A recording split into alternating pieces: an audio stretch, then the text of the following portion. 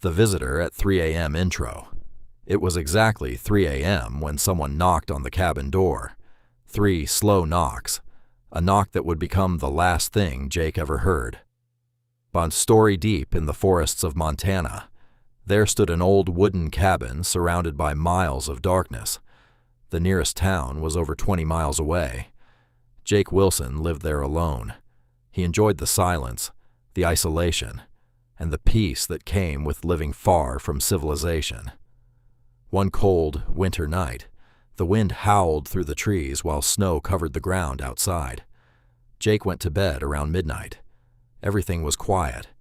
Until knock, knock, knock. Jake suddenly woke up. His heart raced as he looked at the clock beside his bed. 3 a.m.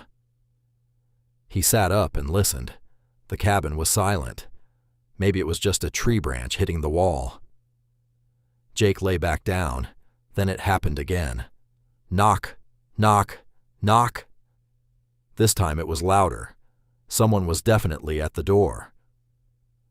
Jake grabbed a flashlight and slowly walked toward the living room.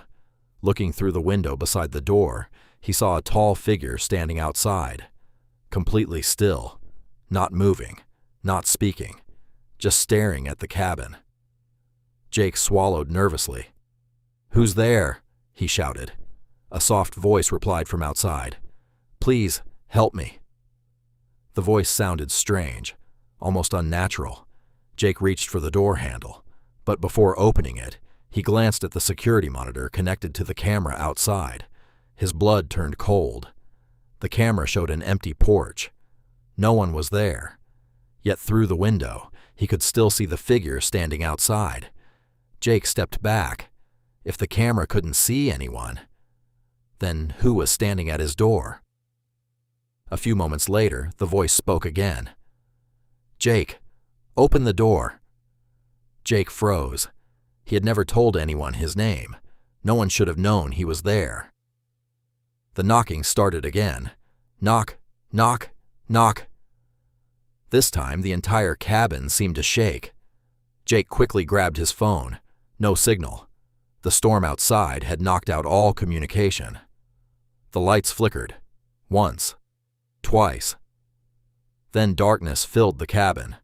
Only the pale moonlight entered through the windows. Jake switched on his flashlight. As he moved through the room, something slid beneath the front door. A piece of paper. His hands trembled as he picked it up. Written in dark ink were the words, "May I come in?" Jake dropped the paper immediately. The air inside the cabin suddenly felt colder. Much colder. Then he heard footsteps. Inside the cabin. Slow footsteps. Moving somewhere behind him. Jake spun around.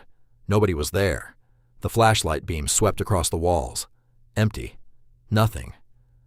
He exhaled slowly. Then the beam stopped. Written on the wall in wet mud were fresh words. I asked politely. Jake's breathing became frantic. The front door burst open with a loud crash. An icy wind rushed inside. The darkness outside seemed alive. And from that darkness, a shadow slowly entered the cabin. It wasn't human. Its arms were too long, its head tilted at an impossible angle, and its eyes reflected no light at all. Jake ran toward the back door. Locked. He tried the windows. They wouldn't open. The voice echoed through every corner of the cabin. "Jake! Jake! Jake!" The shadow moved closer, closer, closer, until it stood only a few feet away. Jake closed his eyes and screamed. Ending. The next morning, local authorities found the cabin empty. The front door was wide open. Jake Wilson was gone. No footprints, no signs of struggle, no trace of where he had gone. To this day, hikers claim that if you stay near that cabin at 3 a.m., you'll hear 3 slow knocks on the door. Knock, knock, knock. And then a voice whispers from the darkness, "May I come in?" The end.